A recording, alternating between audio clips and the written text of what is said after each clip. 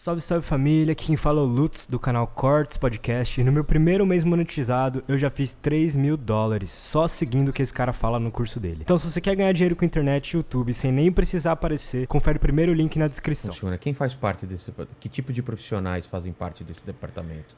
Então, o que acontece? O departamento é um departamento da Polícia Civil, Tá. né?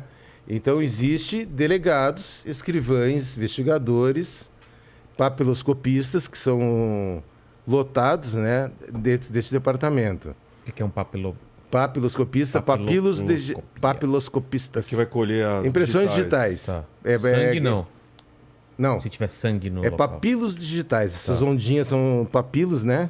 As ondas. Então você analisa esse tipo de situação. E o que acontece? Da superintendência, da polícia técnica, tá? Que a base é lá no Butantã. Existem diversas equipes espalhadas pela cidade. E dentro do departamento de homicídios tem uma equipe da polícia técnica que trabalha exclusivamente para o DHPP. Então são peritos que acabam sendo especializados nesse tipo de crime, homicídio de autoria desconhecida, porque a gente praticamente 99% É desconhecido. Não.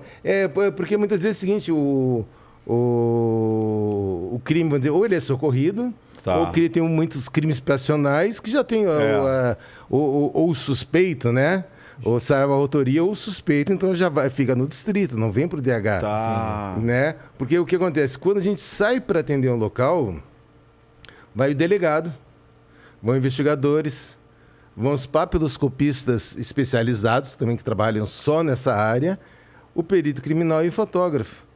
Então, vai uma equipe multidisciplinar especializada em atendimento em locais de crime, de homicídio de autoria desconhecida. Entendi. Né? Então, é aquela situação da a pressa de começar aquela investigação inicial, para não se perder nenhuma informação, para que existem muitos vestígios que vamos dizer que são perenes, ou pela sua própria condição, ou pela condição de física. Eu dar um exemplo, uma mancha de sangue. Se chover essa mancha de sangue ao ar livre, ela se desfaz. E uma mancha de sangue, para mim, me dá muita informação. Se tem vários estojos, que o pessoal comumente fala cápsula, né? De pistola, que ela está no chão. Se chover, a água pode me deslocar tudo isso aí. Então, eu vou perder a dinâmica. Pegadas. Então, existe a pressa para se fazer esse atendimento inicial, para que você pegue todos os vestígios de uma maneira mais íntegra possível. Então, existe todo um esquema de preservação de local, existe aquela pressa de se chegar no local, para você pegar o mais fiel, mais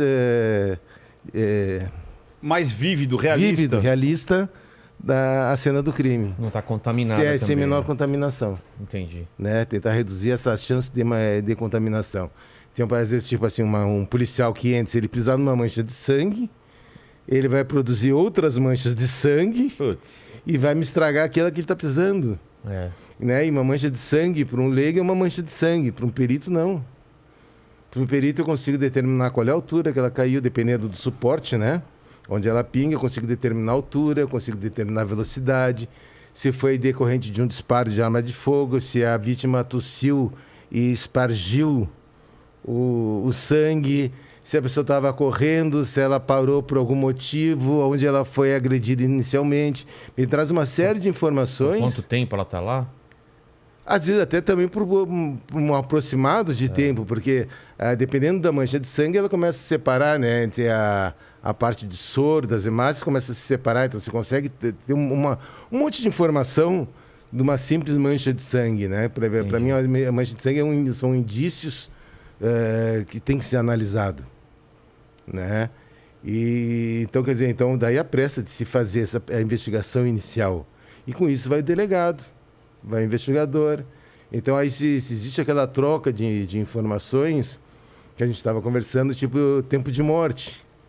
Né? Vamos dizer, eu estou mexendo numa vítima, o investigador já foi nas casas, olha, a vizinha ouviu o disparo às 2 da manhã. Aí você olha no relógio, bem, são 7 horas da manhã, ela ouviu às 2, tantas horas de diferença, Tá. ó, o corpo tá assim.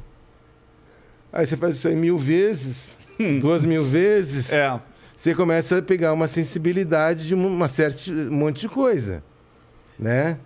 É porque eu perguntei pro Salado o seguinte, eu achei fantástico isso, né? Eu vi ele falando uma vez o seguinte, às vezes você pega nos livros e aí a parte técnica é tipo, o corpo de 24 a 48 horas vai ter esse tipo de, né, de composição, rigidez e tudo mais. Mas eu falei assim, ele disse, né, que por tantas vezes que você está vendo, ele começa a criar o próprio catálogo dele. Ele começa a criar a própria expertise dele. E é isso que eu acho... Temperatura. É que são tantas variantes, Né? entende? Porque assim, ó, é a temperatura ambiente, a umidade. Se ele está numa parte interna ou externa. É outra. Se é mais forte, né? Ou mais franzino. Sei. Se ele está com mais roupa, mais agasalho, menos agasalho. Se ele está numa superfície quente, num colchão, ou se ele está numa pedra. São tantas variantes que é uma coisa que ninguém consegue formular, Boa. né? Uma regrinha. Uma regra. Uma regra. É isso. Isso. É por isso que é tão fascinante também. É claro. Então, a gente estava conversando lá do da Furico? medição, Do Furico? Do quê? Que eu fui Não, isso foi muito legal. A história do teu cu, né? Ó, Do próprio, furico. aqui, ó. Da plaquinha. Teu cu. Aqui, ó. Aqui? que A história agora. Eu fui tava no congresso e dos temas que para mim, né, sempre chamam muita atenção, determinar o tempo de morte, né? Aí o perito chegou lá, você pega um termômetro, Enfia no furico. Enfia no furico. É um termômetro retal, né? Mede a temperatura. Por tantos minutos. Por tanto tempo. Anota. A hora e a temperatura. Depois você vai no IML e vai de novo ver a queda de temperatura. Aí faz os cálculos, Né? Aí faz os cálculos para chegar a alguma coisa aproximada, né? Aí eu chego pensando, bem, esse cara nunca fez isso na Paraisópolis. Porque se eu fizer isso na Paraisópolis, Nossa! o próximo a levar um termômetro retal sou eu. Exatamente. É, né? mano, tá tirando. Imagina o cara Tá tirando o bem- mano aí? É. Tá louco? O cara lá da... O cara tá morto, mas merece respeito aí, tem que ter meu irmão. respeito aí, não tá respeitando o irmão aí. Deixa o toba aí, mano. Vai você é o segundo a experimentar essa sonda retal. É. Né? A vítima o primeiro não vai sentir nada, mas eu, né, vou acabar sentindo alguma coisa desagradável. Né? Então, quer dizer, você vê que Tem formas e formas. Formas e formas. Né? Então, quer dizer, e isso tudo para chegar num valor aproximado. Aí a gente estava conversando, bem, se for no interior do Tocantins, já ferrou o esquema, porque lá faz 40 graus, então é a temperatura que o corpo vai aquecer e não resfriar. É. Né? Porque o corpo é 37, 35, né? Aí o corpo vai levar a temperatura até quase 40, então todo o cálculo que ele fez, a matemática... Que tá no livrinho. newtoniana, não sei o que, já ferrou. Exatamente. Né? E você vai pesquisar de uma forma didática, né? Para ter um embasamento técnico. Então você vai ver assim que a vítima tem um período que ela vai enrijecendo e depois ela se torna flácida de novo. Ah, é? Você não sabia. Ela Também se não, torna olha só. flácida entre 24 e 72 horas. Pô, Preciso. Né? 24 e 72. Então você sabe que é uma coisa extremamente precisa. Então o que acontece? Para nós, a determinação do tempo de morte é crucial, porque ou você põe um suspeito na cena do crime, Ou tira. ou você tira o suspeito da